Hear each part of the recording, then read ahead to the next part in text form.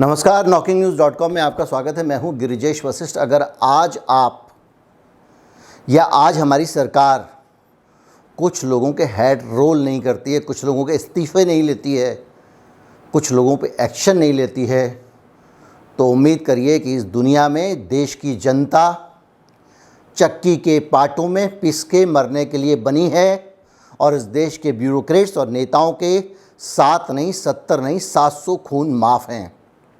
हमारी हालत श्रीलंका जैसी है। श्रीलंका से बुरा हाल है। 10-10, 12-12 घंटे की बिजली कटौती हो रही है और ये सारी जानकारियाँ पहले से हमारे पास मौजूद थी। लोग मुझसे कह रहे थे पावर कट पे बना लीजिए, पावर कट पे मैं क्या वीडियो बनाऊं। सारी बातें एडवांस में बता चुका हूं कि इस देश में क्या होगा। आज सब कुछ आंखों के सामने हो रहा है, आप मेरे वीडियो निकाल के देख सकते हैं।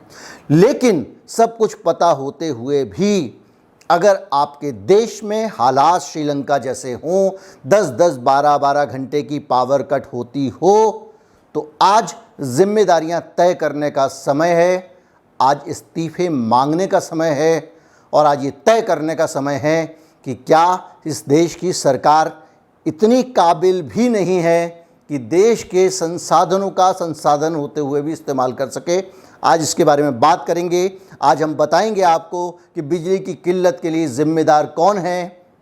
कहीं मत जाइए, चैनल को सब्सक्राइब कर लीजिए। हमारा UPI ID डिस्क्रिप्शन में है, उसके ज़रिए आप भुगतान कर सकते हैं। एक बार कोड भी आपको स्क्रीन पर दिखाई देगा, उसके ज़रिए भी आप हमें भुगतान कर सकते हैं।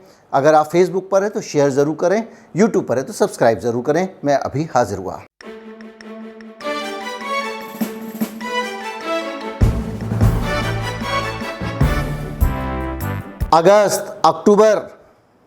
अगस्त में मैंने आपको बताया था कि इस देश में क्या होने जा रहा है, किस तरह से कोयले की किल्लत है। जिस देश में दुनिया का चौथा सबसे ज़्यादा कोयले का भंडार हो, जिस देश में कोयला उत्पादन की अनंत क्षमता हो, वो देश आज कोयला इंपोर्ट करने को तरस रहा है क्योंकि इस देश का नकारा सिस्टम कोयला पूरा नहीं दे पा रहा है। और इस देश का कोयला मंत्री बोलता है कि अक्टूबर में बोला कि अब कोयले की कोई किल्लत नहीं है, बिजली घरों के पास पर्याप्त मात्रा में कोयला है। इसके कारण हमारा जो कोल इंडिया और ओवरऑल डोमेस्टिक कोल के ऊपर बहुत ज़्यादा प्रेशर आया था और जो रेगुलर रेनफॉल होता है, बारिश होता है, उससे बहुत ज़्यादा रेनफॉल भी कोल एरिया में हुआ था। इसके कारण थोड़ा कमियां तो हुआ था, लेकिन अभी बारिश कम हो गया है। हम कल 1.94 मिलियन टन हमने सप्लाई किया है। From yesterday stock has increase, that's also one of the point to be noted. मुझे लगता है अभी जो रिक्वायरमेंट है, रिक्वायरमेंट के हिसाब से हम जब सप्लाई करते जाते हैं, मुझे पूरा विश्वास है कि अभी स्टॉक बढ़ेगा। ऐसे कोई पैनिक ऐसे स्थिति बिल्कुल नहीं है, इतना मैं कहना चाहता हूँ। और हकीकत यह है कि एक बिजली घर के पास 14 दिन का कोयला होना चाहिए और उस बिजली घर के पास आज 2 दिन 3 दिन का कोयला है और कई जगहों पे ख़त्म हो जा रहा है, तो पावर प्लांट बंद करने पड़ रहे हैं। ये सारी चीज़ें पहले भी थीं और आज भी हैं। बावजूद इसके हैं कि इस देश की सरकार को पता था, इसका मौसम विभाग है जो बता रहा है गर्मी कैसी पड़ने वाली है, कितनी पड़ने वाली है, कब से गर्मी पड़ेगी। इस देश की सरकार के पास में कोयले का भी स्ट्रक्चर है। इस देश की सरकार को ये भी पता है कि कोयला ट्रेन से ही ले जाया जा सकता है, ट्रकों से संभव नहीं है। आज आप ट्रेनें कैंसिल कर रहे हो, लोगों के लिए मुसीबतें खड़ी करके ट्रेन कैंसिल कर रहे हो ताकि कोयला ले जाया जा सके। इसलिए क्योंकि पहले तुमने कोयले का उत्पादन नहीं बढ़ाया। कोयला मंत्रालय, कोयल इंडिया लगातार झूठ बोल रहे हैं, कोई दिक्कत नहीं है। केंद्र सरकार बोल रही है कि बिजली की किल्लत बिल्कुल नहीं है। बिजली मंत्रालय बोल रहा है कोयले का संकट है। ये क्या तमाशा हो रहा है। हम श्रीलंका नहीं हैं जिसको विदेशी मुद्रा के ज़रिए, डॉलर के ज़रिए तेल आयात करना पड़ता और उस तेल से उसके यहाँ बिजली बनती हो। हम भारत हैं जहाँ कोयले से 60 से 70% बिजली बनती है और हम वो भारत हैं जहाँ कोयला आत्मनिर्भर है। हम दुनिया का चौथा सबसे ज़्यादा कोयला है। हम इस देश में शर्म की बात है कि अपने घर का कोयला होने के बावजूद 60% से ज़्यादा कैपेसिटी में अपने बिजली घरों को चला नहीं पा रहे हैं। इस देश में पावर सप्लाई को रेगुलेट नहीं किया जा सका है। 14 घंटे बिजली गायब रहती है। इस सरकार के इससे बड़ी नाकाबिलियत क्या हो सकती है?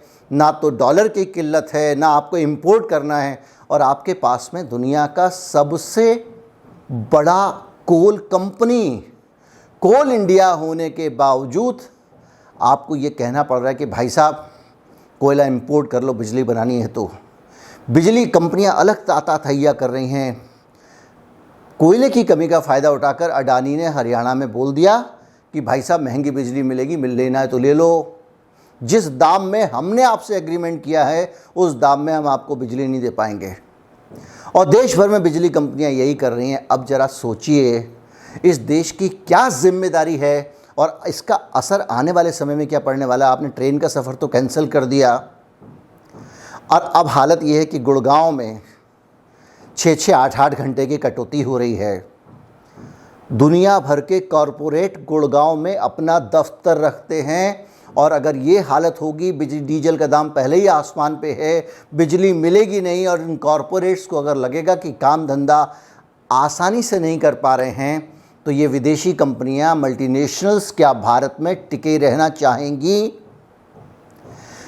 क्या बेंगलोर में लगातार कभी झटका के नाम पे, कभी आप हिजाब पे नाम पे, कभी इसके नाम पे बवाल और दंगे मचाते रहते हैं?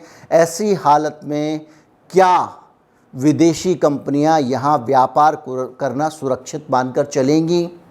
क्या इस देश में जो दूसरा हैदराबाद है वहां पे लगातार आप अफरा तफरी मचाने की कोशिश करते हैं? वहाँ की जो सरकार है वो लगातार लड़ रही है आपके साथ में, केवल कुछ बेहतर स्थितियाँ पाने के लिए, केंद्र से बिजली के लिए लड़ रही है। जब ये हालात होंगे, जो आईटी का हब है पूरी दुनिया में, भारत से अगर ज़्यादातर कुछ एक्सपोर्ट होता है तो ये सर्विसेज ही एक्सपोर्ट होती हैं।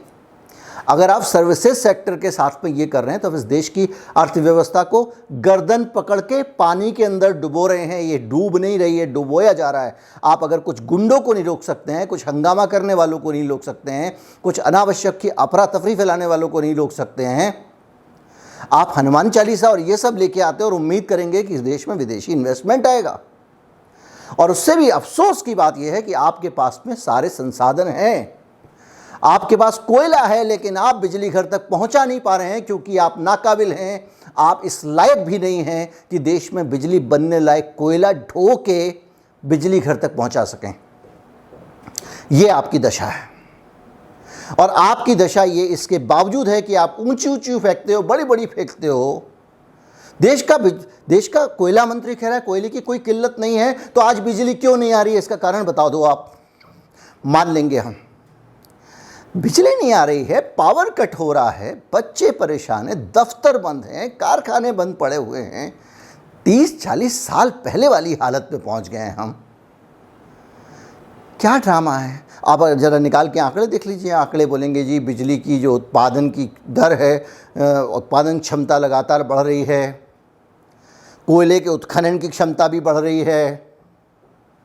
कहाँ बढ़ रही है भैया? ग्राउंड पे तो दिख नहीं रहा है। तो ऐसे समय में भी आके अगर ये देश जिम्मेदारियां तय नहीं करेगा, ये देश तय नहीं करेगा कि किसके कारण ये गड़बड़ी हुई है और उस पर बात नहीं करेगा, बारिश होकर मौसम ठंडा होने का इंतज़ार करेगा, पानी की बिजली की दिक्कत को कम होने का इंतज़ार करेगा, कुछ दंगे वंगे फैलाकर आपका ध्यान बटाने की कोशिश करेगा, तो आप कल्पना कर सकते हैं कि हमारा भविष्य, भारत के लोगों का भविष्य किन लोगों के हाथ में है, इस देश का भविष्य किन लोगों के हाथ में है। उम्मीद करता हूँ वीडियो अच्छा लगा होगा। अच्छा लगा हो तो ज़्यादा से ज़्यादा लोगों तक पहुँचाएं, चैनल को सब्सक्राइब कर लें। नमस्कार, जय हिंद।